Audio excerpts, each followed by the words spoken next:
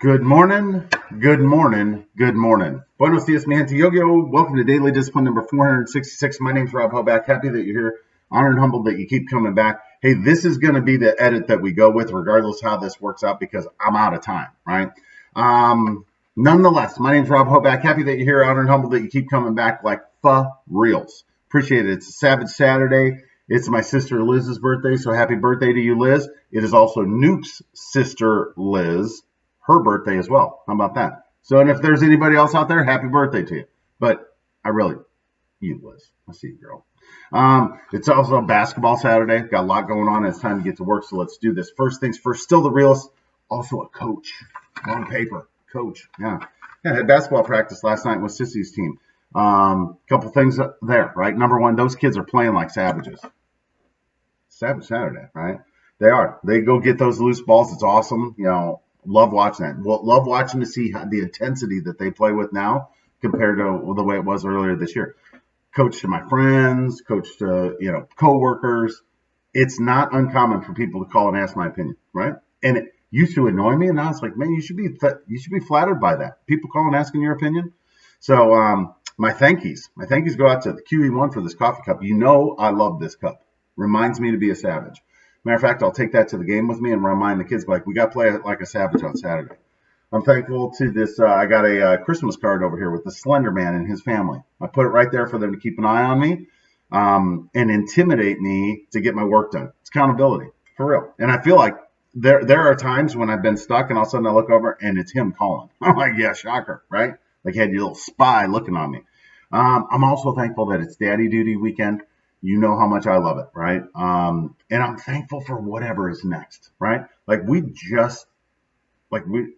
Personally had a conversation with myself over the holidays. Like, look, we got to give a little bit more. If we want more, we got to give a little bit more. And I started giving, and I can just feel it. It's coming. Nah, for reals. So yeah, my thought of the day, and the thought of the day is the result of all this talk about, it came out this week that Eli Manning is going to retire, and then immediately after 16 seasons in the NFL, 2 Super Bowls, 2 Super Bowl MVPs, everybody's like, is he a Hall of Famer? And I thought to myself, well, you know what? It's a good time to have this conversation. Which are you? Right? Like what does your scoreboard say? What does your trajectory say? Are you going to end up as a JAG, just another guy, just another gal, somebody walking around? Nobody really knows who you are. Nobody knows what you've been through. And that's okay.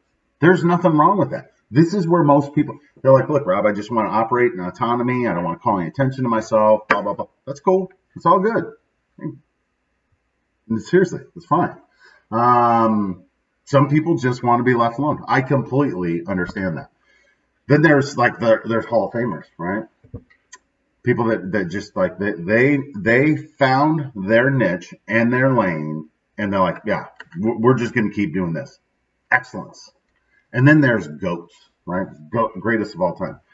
Just another person, somebody that makes it into the Hall, and then the ones that make it on Rushmore. So which one are you? And you realize that each step along the way takes more effort, right? More dedication, more discipline.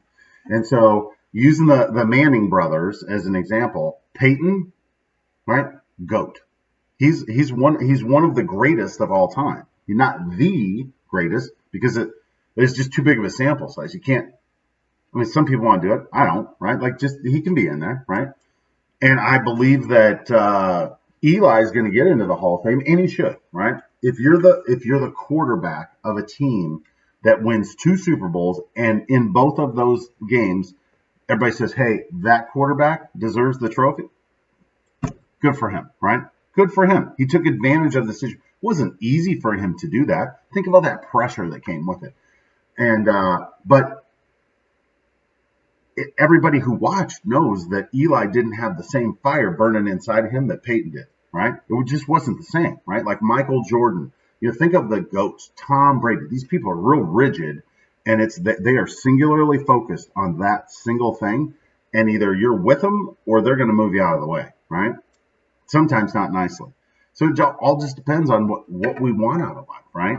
And so, my question to myself and to you is, which one are you and which one do you want to be? And if you don't know, you might want to ask the people around you in the circle of trust, And those are the people that will tell you the truth, not the people that will tell you what you want.